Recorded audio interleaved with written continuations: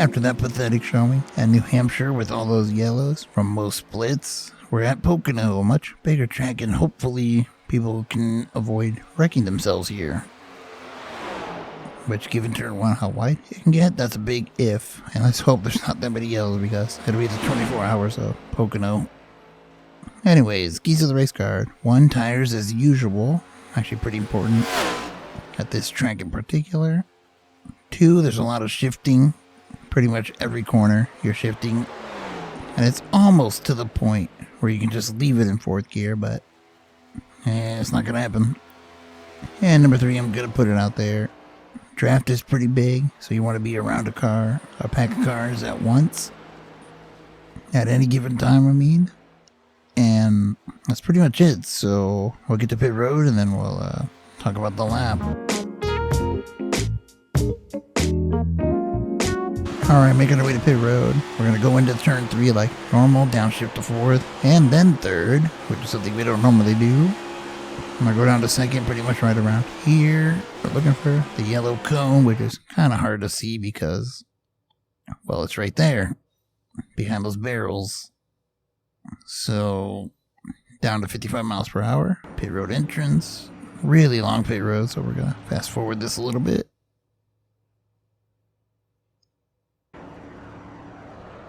There's your pit limit exit. Cone, stay to the left of the white line, and we're looking for the blue cone, which will be just, well, straight ahead. You kind of see it right there. Let me slow-mo it. There you go. Now onto the lap. Alright, here we are about to take our lap. Fixed setup, fixed weather. Track temp of 112. A little bit warmer than the default, I believe. I don't know. Only changes I made to the fixed scent was, I think, the brake bias to a 46.2. Master cylinders, I took the front one and matched it with the rear, so it should be the 7/8. And steering pinion, or ratio, whatever you want to call it, 287. It's just my usual preference. As the norm with the rest of the tracks this year, usually the second lap was the better one, and that's about the same here. So let's see how this lap was done, then we'll talk about it.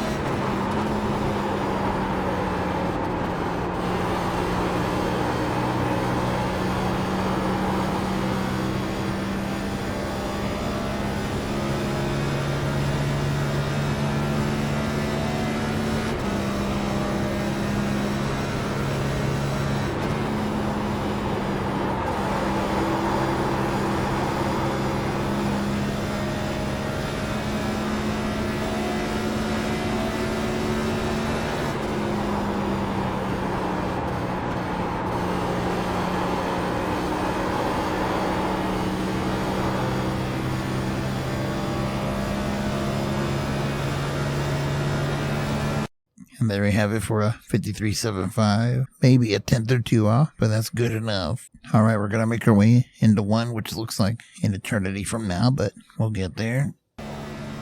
Gonna upshift. And we're looking at a set of cones here on the right. Let me slow-mo it. I'm already past the number 3 one, but you see one right there. Not sure why it jumps a frame like that. It shouldn't. So I'm looking at that one, and there's a 1 way up here, which is right about here.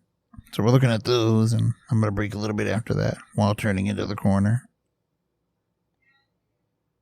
You see, I'm already turning, and then I'll get on the brakes. And I'm going to downshift relatively early, right there.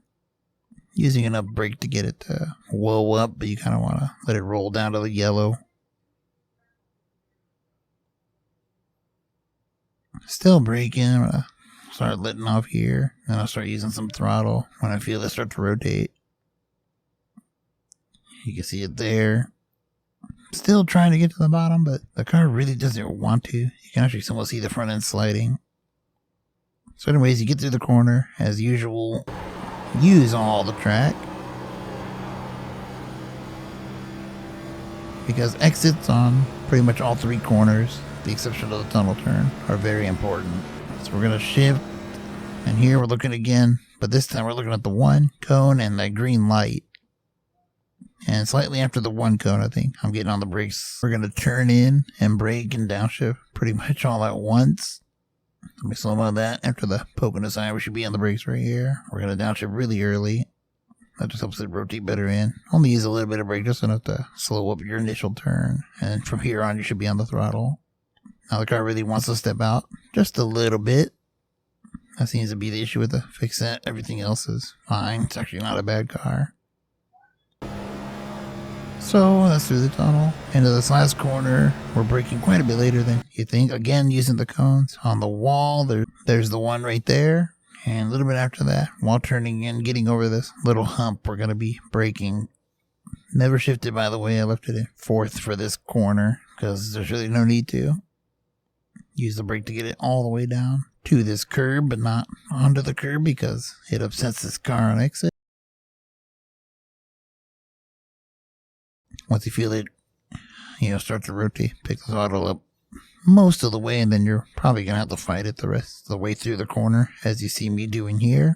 Power out. Use all the track again. As I said, the exit of this corner is the most important. So there you go for a 53.7. Alright, that's it for this track guide. Hopefully it was of some help. And I know I said I wouldn't do tracks, over 1.5 miles, but this is one of those exceptions because, there's a lot of skill involved. I think the next track might be Michigan, maybe Richmond, I don't know. If it's the Michigan one, we'll skip that because, well, how much help do you need there? Anyways, Sim Racing Chewy sign.